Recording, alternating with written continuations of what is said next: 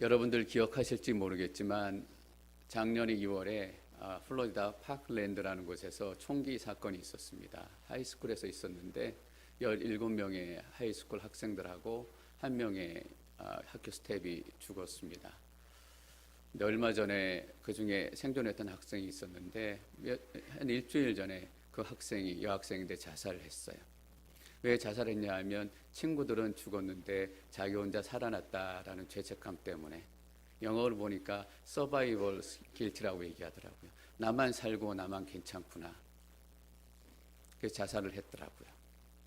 그 기사를 읽으면서 마음이 아프기도 하고 또 그 부모님도 생각이 나기도 하고 동시에 드는 생각이 이 생각입니다. 세상이 왜 이 모양일까? 도대체 세상이 어떻게 가고 있을까? 어떻게 되려고 이런 일들이 자꾸 일어나나?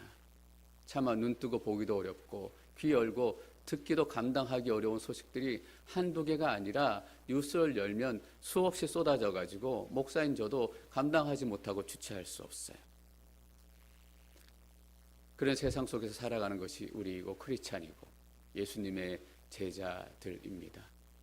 예수님께서는 그 제자들에게 이렇게 말씀하시는 것입니다. 13절과 14절 말씀 읽습니다. 13절 시작. 너희는 이 땅의 소금이다.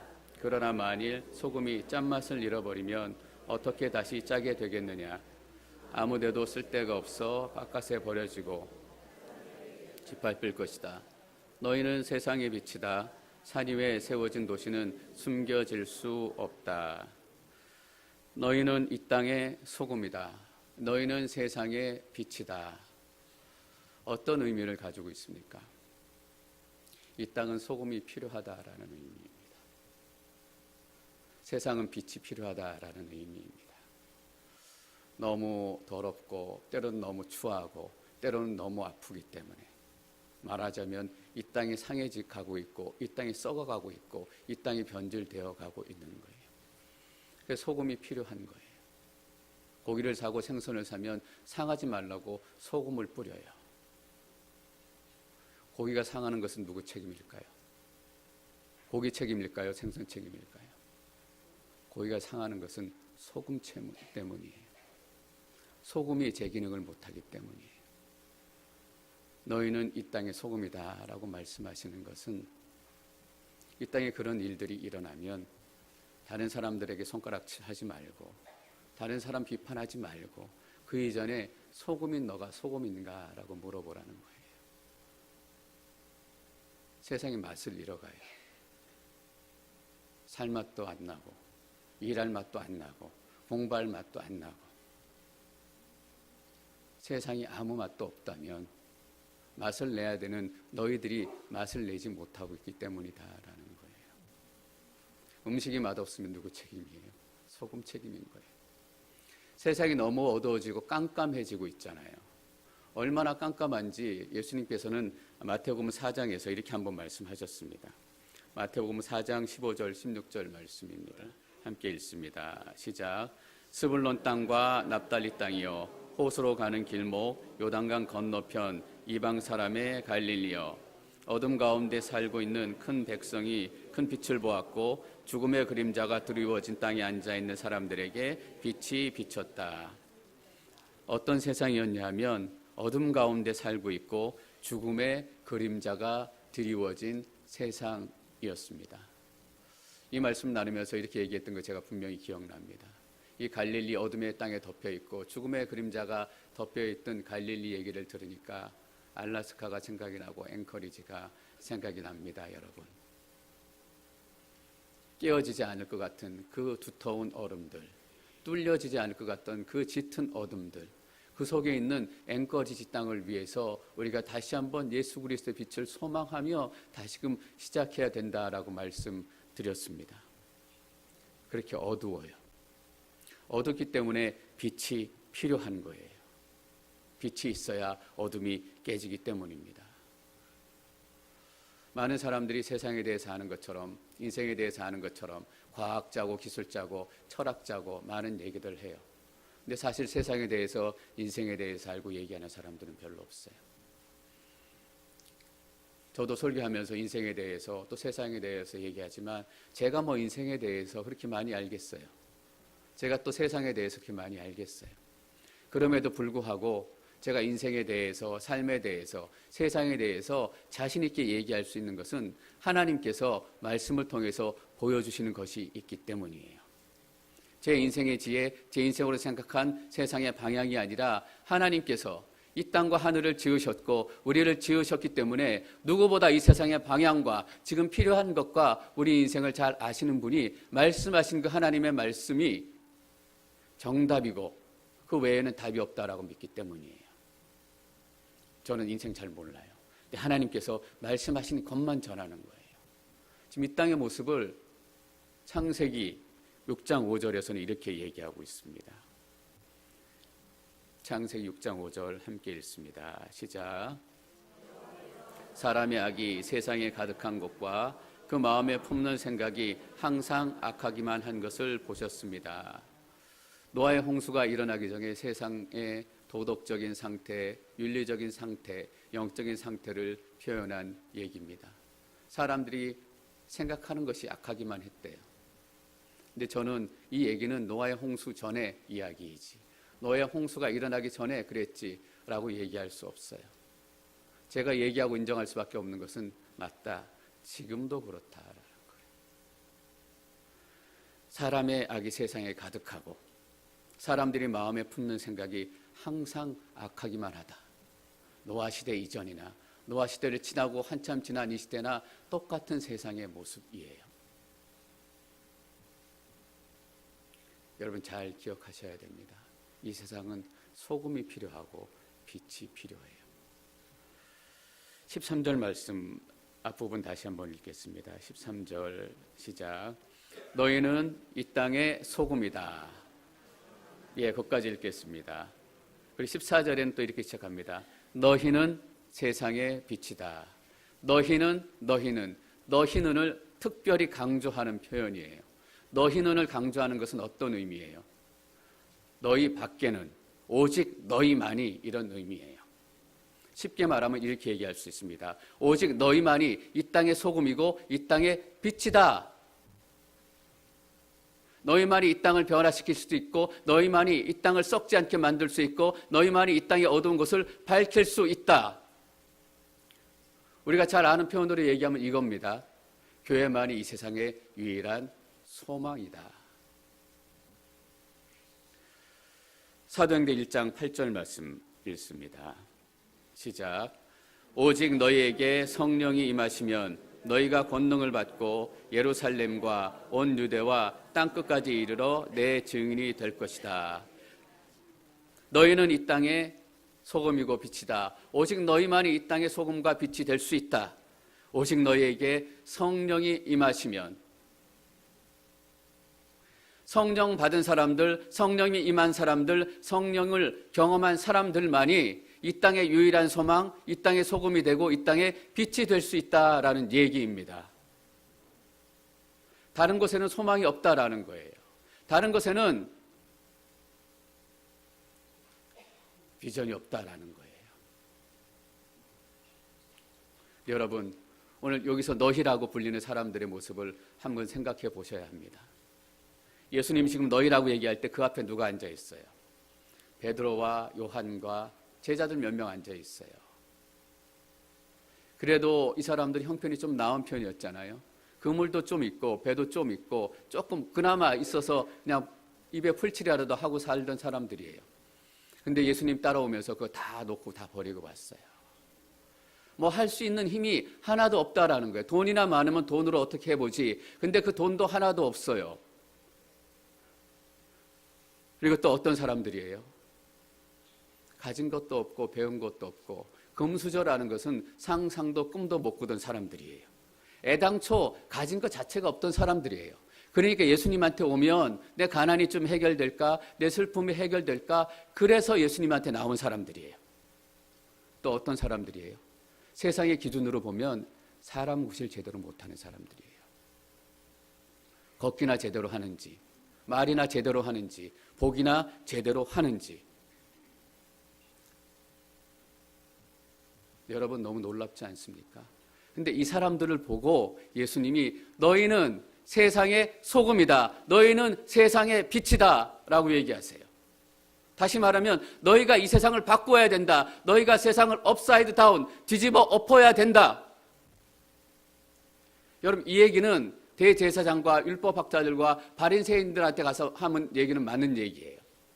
그들이 당시에 권력들과 모든 것을 쥐고 있었고 가르침을 쥐고 있었고 그들한테 가서 너희가 세상을 바꿔야 한다라고 얘기하시면 맞는 말이에요.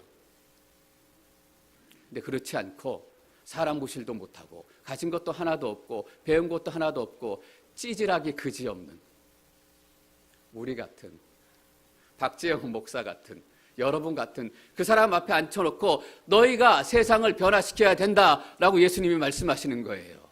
여러분 얼마나 놀랍고 충격적인 선언이에요. 예수님께서 너희가 세상에 비칠 걸 이렇게 얘기하지 않고 단언적으로 얘기하시잖아요. 너희는 세상의 소금이다. 너희는 세상의 빛이다. 여러분 다보스 포럼이라고 들어보셨는지 모르겠어요. 1월에 1년에 한 번 스위스 다보스라는 곳에 열리는 국제적인 회의잖아요. 컨퍼런스잖아요. 거기에 누가 참여하냐 하면 세계 조명한 경제학자들, 세계 저명한 CEO들, 정치가들, 저널리스트들 그 사람들이 모여서 1년 또 5년, 10년 세계의 방향, 세계의 흐름 이것들을 얘기하고 결정하는 사람들이에요. 근데 다보스 포럼에 한번 참석했다라는 것 자체가 큰 영광이겠더라고요. 그래서 어떤 사람이 거기 참여하면 내가 갔다 왔다라고 기사도 막 나더라고요.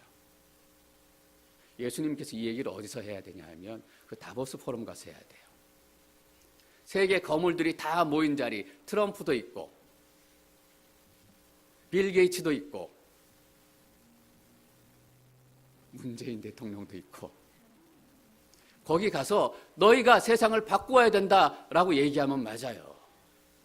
근데 예수님께서 누구한테 얘기하시냐 하면 여러분한테 얘기하시는 거예요. 너희가 세상을 바꿔야 한다. 너희 외에는 세상을 바꿀 사람과 능력을 가진 사람이 하나도 없다. 오직 너희만. 말 안 되죠, 여러분 스스로 생각해도. 저도 스스로 생각하니까 참 말 안 되더라고요. 내가 어떤지 내가 잘 아니까. 일전에도 제가 한번 말씀드린 것 같은데 제가 참 어릴 때 숫기가 없었어요. 지금 생각해도 어떻게 숫기가 없어도 그렇게 없을까 싶어요.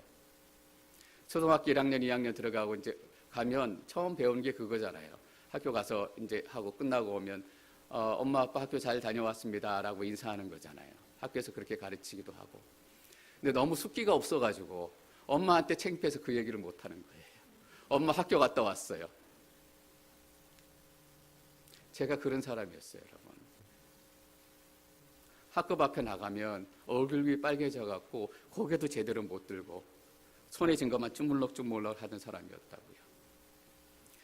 제가 나를 너무나 잘 알기 때문에 예수님께서 나를 목사로 부르신다라고 느껴지는 순간 그리고 계속해서 기도하면서 하나님이 인도하시고 부르신 길이 맞다라고 생각하고 깨닫는 순간 저에게 이런 질문이 하나님께 와요. 하나님 그렇게 사람이 없으세요?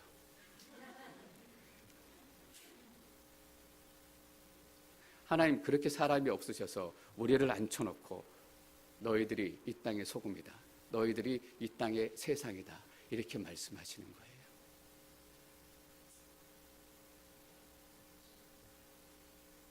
팔복을 만나면 그래서 예수님 앞에 나오면 네 인생이 완전히 바뀌기 때문이에요. 여러분 요한복음에 보면 예수님께서 스스로를 뭐라고 소개하시냐면 나는 빛이다 라고 말씀하세요. 근데 우리에게 너희는 세상의 빛이다 라고 얘기하세요. 여러분 뭐가 느껴지세요? 예수님께서 우리를 예수님 수준으로 보는 거예요. 아무도 안 쓰러지시네. 하나도 충격이 안 되시나 봐. 전 이걸 깨닫고 나서 너무 충격이 됐어요. 예수님께서 나를 예수님 수준으로 보는 거예요. 꿈도 없고 소망도 없고 힘도 없고 능력이 없는 그 찌질한 박재영이 아니라 예수님 수준으로 예수님이 빛이다 라고 하신 것처럼 나를 빛으로 보시는 거예요. 여러분 이 메시지를 깨달으면 열등감 떠나가요. 왜 열등감을 가지고 평생 살아요? 내 눈으로 나를 보기 때문이에요. 찌질하고 별 볼 일 없고 할 수 있는 것도 없고 다른 사람도 인정해 주지 않겠지. 예수님께서 여러분들을 빛으로 보시는데, 하나님이 여러분을 소금으로 보시는데 열등감이 어디 있어요?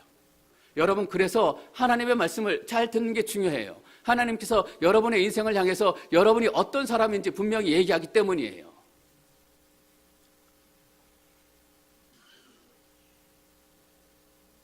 우울증 치료가 필요해요, 물론.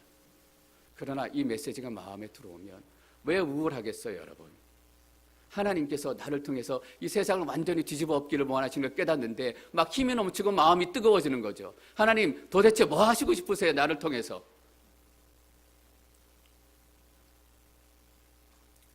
여러분, 오늘 그래서 설교 제목이 팔복 그 후예요. 우리가 팔복의 메시지를 들었습니다.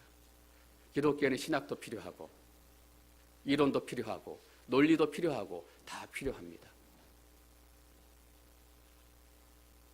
그러나 신학과 논리와 이론이 삶이 되지 않는다면, 그 팔복이 우리 삶 가운데 실제로 누려지지 않는다면 팔복의 메시지는 아무도 의미 없기 때문이에요. 여러분, 팔복의 메시지는 뭐냐면 여러분의 인생이 동에서 서로 옮겨졌다라는 것입니다. 이제는 너의 눈으로 네 인생 바라보지 말고 예수님의 눈으로 너를 바라보아야 한다라는 거예요. 가슴이 뜨거워지는 인생 전환의 대선언이에요. 우리 인생의 헌장이에요, 여러분. 안전뱅이로 살지 마십시오, 더 이상. 더 이상 여러분 장님으로 살지 마십시오. 더 이상 신세 한탄하며 사시 마십시오. 여러분을 통해서 이 세상이 변화되어질 것입니다. 썩어가는 세상이 썩는 것을 멈추고, 여러분, 이 세상이라는 기차가 절벽을 향해서 낭떠러리를 향해서 막 속도도 더 내가면서 멈추지도 못하고 계속 떨어지고 있잖아요. 거기에 소금을 치는 거예요. 브레이크를 치는 거예요. 속도도 늦추고 기차도 멈추고, 그래야 사람들이 벼랑으로 떨어진 기차 안에서 탈출할 거 아니에요.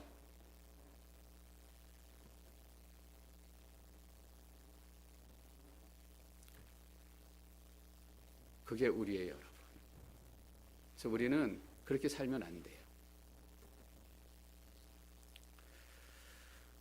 우리 뭐 볼 것도 없고 우리 한 몸 감수하기도 어려운데 하나님께서는 우리에게 세상을 맡기셨습니다. 1장 8절에서 읽은 것처럼 오직 성령이 너희에게 임하시면, 이 말 참 중요합니다. 너희가 예루살렘과 유대와 사마리아와 땅끝까지 가라라고 얘기하시기 전에 성령이 임하시면이라고 얘기해요. 누가 해주겠다라는 의미예요? 성령께서 해주시겠다라는 의미예요. 성령의 능력이 너희 가운데 임하게 될 것이라는 거예요. 성령의 파워와 하나님의 놀라운 역사가 네 삶 가운데 임하게 될 것이다라는 거예요. 저는 이 메시지가 여러분의 삶을 다시 한번 진동시키기를 축원합니다. 바울과 실라가 빌립보 감옥에 갇혔습니다. 찬양하고 하나님을 찬미하는데 옥문이 터지고 막혀 있었던 옥이 문이 열리고 발목이 채워져 있던 착과 끊어지고, 그 하나님께서 여러분 가운데 임하시면 여러분을 묶고 있었던 착고가 다 끊어질 줄 믿습니다. 실패감이요, 열등감이요, 우울감이요? 아니에요. 하나님은 여러분을 예수님 수준에서 보기를 원하시는 것입니다. 13절 말씀 다시 한번 읽겠습니다. 시작.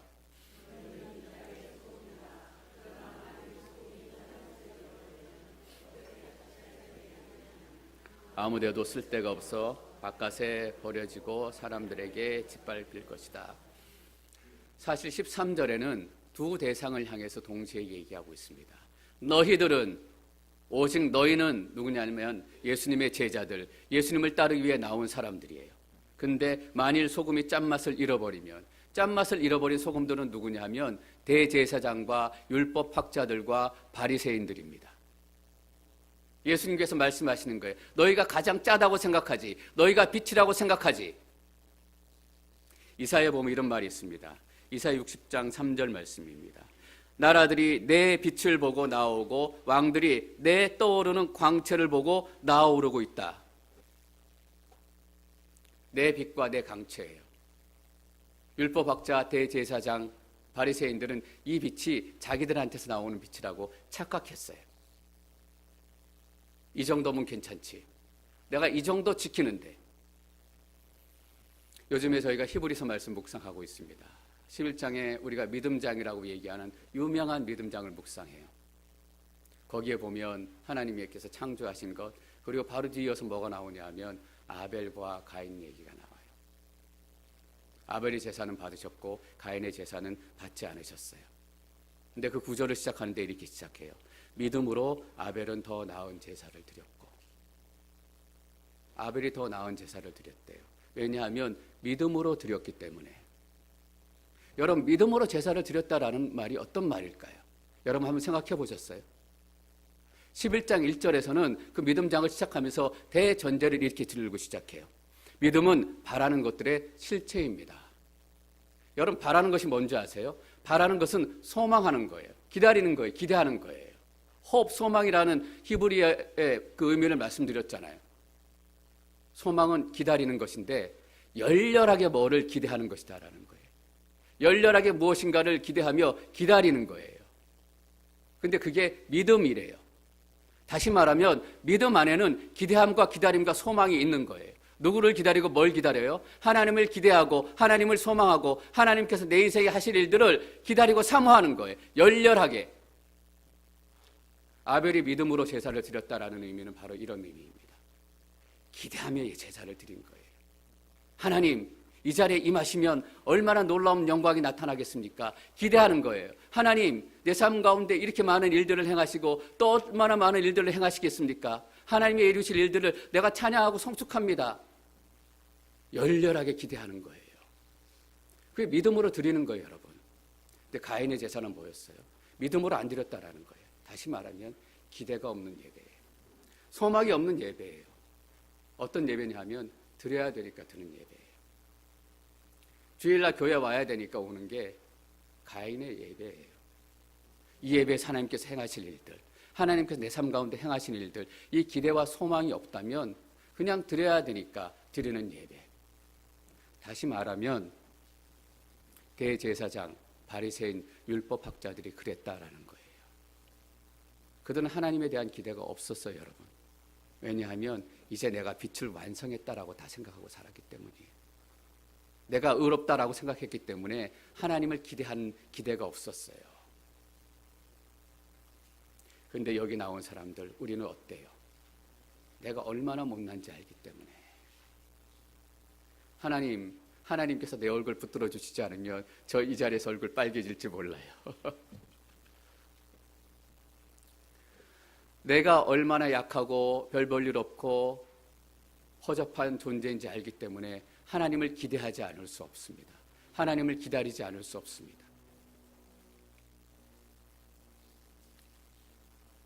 그런데 대제사장, 율법학자, 바리새인들은 짠맛을 잃어버렸어요. 그러니까 버려져서 밟히는 거예요. 여러분 잘 보십시오. 쓸데가 없대요. 쓸데가. 짠맛을 잃은 소금은 정말 쓸데가 없어요. 그냥 썩은 나무 이 뿌리는 불이라도 장작이라도 지피지만 짠맛을 잃은 소금은 정말 하등에 쓸데가 없는 이거더라고요. 바깥에 버려주고 사람들에게 짓밟힌다. 10절에서 12절에는 핍박당한다라는 표현을 썼습니다. 근데 13절에 보니까 사람들에게 짓밟힌다라는 거예요. 짓밟힌다라는 것은 무시당한다는 거예요. 깔본다라는 거예요. 네가 입으로는 그렇게 떠들지만 아무것도 없지. 깔보고 무시당하고.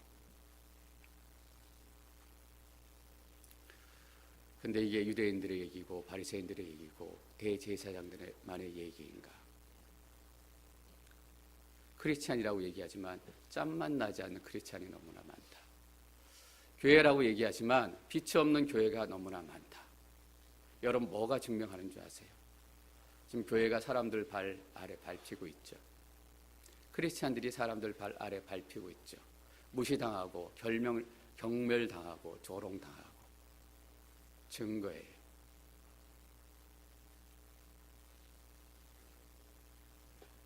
짠맛이 없는 크리스찬, 빛이 없는 교회, 그것만큼 쓸데없는 게 없더라고요. 하나님을 기대하지 않고 하나님을 소망하지 않고 아무 능력과 아무것도 나타나지 않는 크리스찬, 그냥 입으로만 예배드리고 그냥 주일날 의무적으로 교회 나오는 크리스찬, 정말 어디 내놔도 하등 쓸데가 없어요. 그냥 쓸데라는 건 말 많은 거 하고 많이 먹는 거. 비참한 얘기지만 그것 빠지면 우리는 그렇게 된다라고요.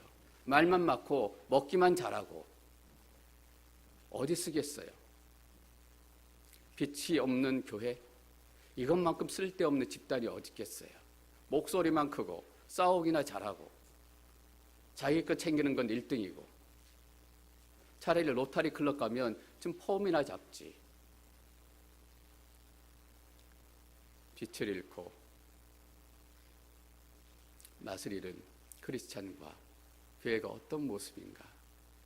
우리 유대인들과 또 바리새인들의 모습을 보면서 또한 동시에 우리를 향한 경고의 말씀으로 들어야 돼요. 내가 정말 하나님 기대하고 있나? 내가 정말 하나님을 소망하고 있나? 그러나 만일 소금이 짠맛을 잃으면 소금이 어떻게 짠맛을 잃겠습니까? 산 위에 세워진 도시가 어떻게 숨겨지겠습니까? 등불을 켜놓고 어떻게 등불이 보이지 않고 껍데기를 덮겠습니까? 말도 안 된다라는 거예요, 여러분. 그걸 얘기하고 싶어요, 예수님은. 네가 정말 크리스찬이면 네 삶에 짠맛과 빛이 나와야 된다. 그래서 이렇게 얘기하시죠. 너희는 이 땅의 소금이 되어라. 열심히 노력해서 그것이 아니라 너는 이 땅의 소금이다. 너는 이 세상의 빛이다. 라고 선언하세요.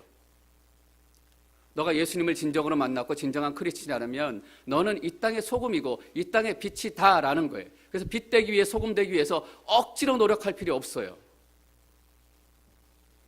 그래서 빛이 그 자리에 들어가면 어둠이 떠나가고 어둠 가운데 갇혀 있었던 것이 드러나요. 소금이 그 자리에 들어가면 부패가 멈추고 맛이 나기 시작하고 그냥 가기만 하면 한 20년도 더 된 것 같은데, 생각해 보니까 회사에서 이 남자 직원들 7, 8명이 시카고로 출장을 갔어요. 출장을 갔는데 같이 이제 출장 업무도 보고 또 일도 같이 하고 같은 이제 숙소에 콘도나 뭐 이런 거였던 것 같은데 그 밥도 같이 해 먹고 저녁도 같이 해 먹고 또 뭐 쇼핑 갈 거 있으면 같이 가고 하루 일과 마치면 들어와서 같이 밥 먹고 같이 시간 보냈어요. 근데 남자 직원들만 가다 보니까 지금도 모르겠지만 그때 이제 뭐 그런 데 가 있는 TV 보면 포르노에 거의 가까운 이런 영상들이 많이 나오잖아요. 그 남자 직원들이 밤마다 모여서 하는 일이란 게 그 포르노를 보는 거예요. 근데 그 중에 크리스찬이 한 명 있었어요. 한 명 있어서 이 사람이 크리스찬이라는 걸 다 알고 있었고 또 그 사람이 그것 때문에 그걸 보는 걸 몹시 불편하고 언짢아한다는 걸 알고 있었어요. 그래서 열심히들 막 모여 낄낄거리면서 보고 있다가 방에서 그 사람이 나와가지고 앞으로 쑥 지나가면 앞에 가서 막 TV 가리고 막 그래요. 짠맛이 있으니까. 저는 그때 방에서 나와서 들어갔던 사람이 저라고 말씀드리고 싶진 않습니다.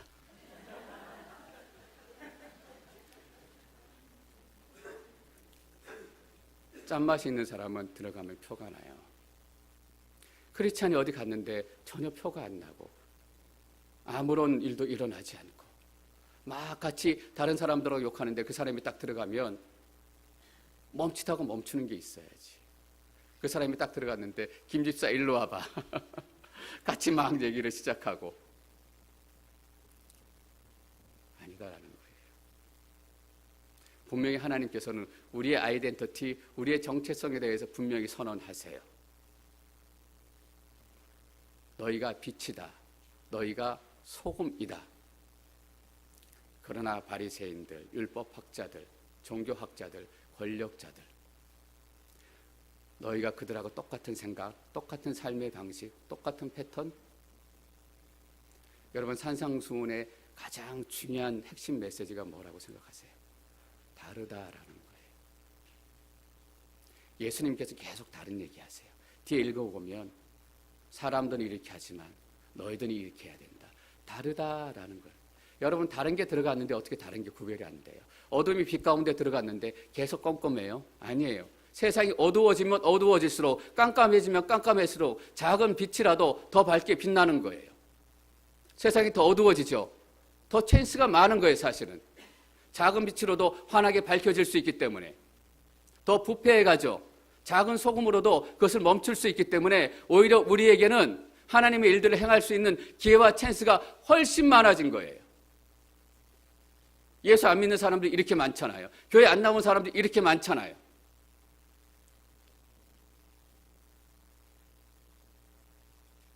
우리에게도 동일하게 경고의 메시지가 될 수 있다라는 거예요. 여러분 짠맛 잃지 않으시기를 축원합니다. 근데 짠맛이 이루어질 수가 없는 거예요. 왜냐하면 소금이기 때문에 여러분이 빛이기 때문에 그게 크리스찬이에요. 이 시대의 위기, 영적인 위기, 사회적인 위기, 모든 정치적인 위기, 경제적인 위기, 이 위기의 문제점이 어디서 시작됐을까 지금 깨달았어요. 이 시대의 위기는 크리스찬이 너무 적다라는 것입니다. 이 시대의 위기는 교회가 너무 적다라는 거예요. 교회 다니는 사람 많습니다. 교회도 많습니다. 그러나 크리스찬이 너무 적은 게 저도 마찬가지 해당되는 거예요. 내가 정말 목사다운 목사인가? 여러분이 정말 교회 교인다운 성도인가? 하나님을 향한 기대가 있는가? 하나님이 내 삶을 통해서 이루실 것들에 대한 소망이 있는가? 비즈니스 뭐 하고 싶다? 어디 학교 가고 싶다? 여러분 그것은 그냥 과정이잖아요. 지금 10대, 20대 젊은이 청년들에게 물어보면 꿈이 뭐냐, 비전이 뭐냐 그러면 그냥 잘 대답하는 게 앞으로 무슨 직업 갖고 싶습니다라는 거예요. 그 직업이 인생의 목표가 되면 얼마나 슬퍼요, 여러분. 그 직업을 통해서 이루고 싶은 일이 있어야지. 욕심 가진 사람 많고 야망을 가진 사람 많고 성공을 향해 질주하는 사람들은 너무나 많습니다. 그러나 꿈을 가진 사람은 너무 드물어요. 비전을 가진 사람들은 너무 드뭅니다. 그래서 그 유명한 마틴 로이드 존스 목사님은 이 산상수훈을 설교하시면서 이 크리스찬 역사 이 세상에서 일어났던 부흥을 연구하셨어요. 부흥을 연구해 보니까 모든 부흥의 공통점이 하나 있었어요. 사회적인 시스템이 변해서 어떤 법안이 통과돼서 동성애 법이 막혀가지고 낙태법이 막혀서 크리스찬 잘 믿게 시스템이 잘 되어서 그래서 부흥이 일어난 적은 단 한 번도 없다라는 것입니다. 어떻게 부흥이 시작되었냐? 단 한 가지 결론이에요. 목사님 내린 결론. 크리스찬이 크리스찬 되기 시작하니까 부흥이 일어났다라는 거예요. 크리스찬이 크리스찬 되기 시작하니까 영적인 부흥이 이 땅에 일어나고 이 지역에 일어나고 시스템으로 해결할 수 없었고 정치인들이 해결할 수 없었던 그 사회적인 문제들이 크리스찬이 크리스찬 되기 시작하니까 떠나가고 끊어지고 도망가고 마약에 사로잡혔던 사람들이 여러분 마약하는 사람들이 끊으려면 위협에 들어가가지고 치료받고 돈 쓰고 또 가고 그런데 부흥이 일어나니까 크리스찬들이 크리스찬 되니까 마약도 끊어지고 술도 끊어지고 엉뚱한 가게들이 문을 닫고 그래서 사회도 변하고 정치도 변하고 경제도 변하고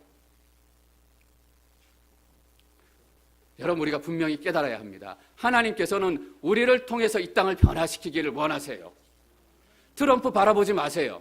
문재인 대통령 바라보지 마세요. 우리를 통해서 자꾸 일하시길 원하신다는데 하나님 나는 아니에요. 저는 이게 부족하고 저게 부족하고 계속 예수님이 얘기하시는 거예요. 너는 빛이다. 너는 소금이다.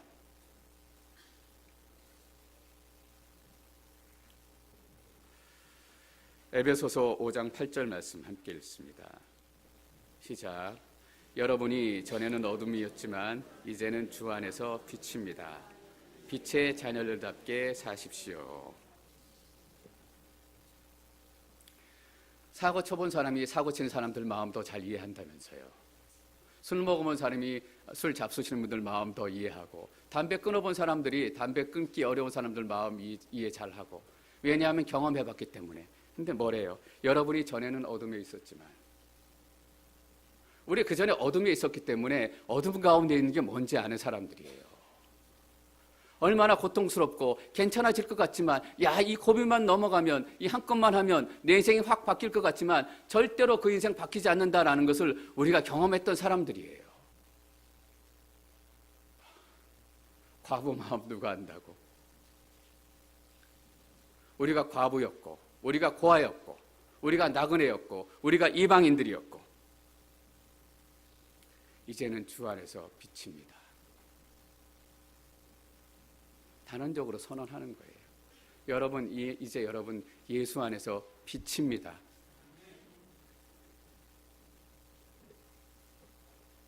(16절) 함께 읽습니다. 16절 시작. 이와 같이 너희도 너희 빛을 사람들에게 비추라. 그래서 그들이 너희 선한 행실을 보고 하늘에 계신 우리 아버지께 영광을 돌리게 하라. 너희 빛을 사람들에게 비추게 하라. 혼자 골방에서 빛나는 분들 너무나 많으세요. 혼자 훌륭한 분들 너무나 많으시다고요. 혼자 찬란하게 빛나는 것이 아니라 뭐라고 말씀하세요? 너희 빛을 사람들에게 비추어라. 사람들이 보게 하라라는 거예요. 근데 이상하죠? 조금 뒤에 가면 예수님께서 오른손이 한 일을 왼손이 모르게 하라라고 얘기하세요. 이거하고 좀 말이 다른 것 같죠? 오른손이 한 일을 왼손이 모르게 하라. 이때 의미는 뭐냐면 너 드러나지 말라는 거예요, 여러분.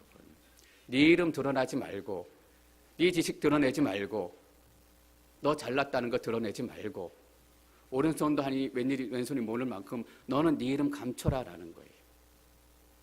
근데 뭐냐 하면 그 일을 통해서 하나님의 영광이 드러나도록 하라라는 거예요.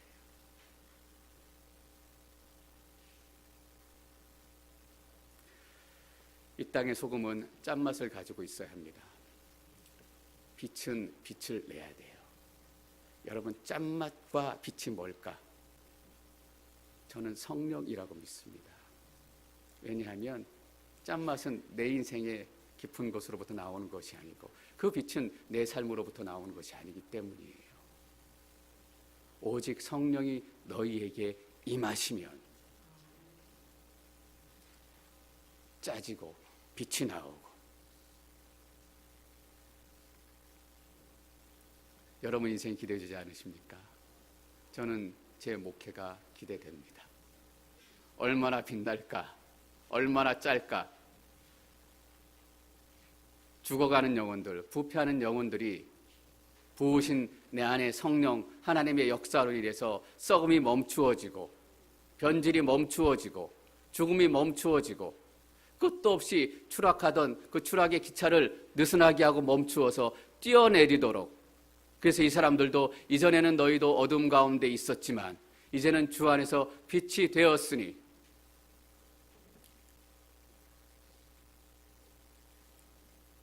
그리고 나타나야 되는 게 선한 행실입니다. 선한 행실을 통해서 하나님의 영광이 드러나는 거예요. 여러분, 예수님의 기적을 통해서 뭐가 드러났는지 아세요? 하나님의 영광이 드러났습니다.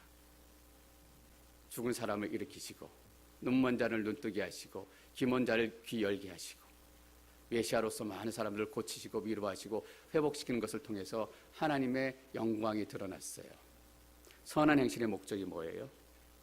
아버지께 영광을 돌리게 하라. 하나님의 영광이 드러나는 거예요. 여러분, 기적의 목적, 선한 행실의 목적 같아요. 어떻게 살아야 할 것인가? 그렇다면 우리 삶에 구체적으로 나타나야 되는 선한 행실은 어떤 것인가? 그 얘기를 이제 5장 뒷부분에서 계속 해나가는 것입니다. 그런데 충격적이에요. 우리가 생각하는 수준의 정도가 아니기 때문이에요. 우리는 선한 행실을 생각하면 당신 밥 한 끼 샀을 때 나는 2번 샀어? 이러면 우리 엄청 착한 줄 알아요. 그 정도가 아니다라는 거예요. 빛과 소금은 그 정도로 살아가는 사람들 아니에요. 여러분 다시 한번 선포합니다. 여러분은 이 땅의 소금입니다. 여러분 세상의 빛입니다. 짜게 하시고 빛을 내시기를 축원합니다.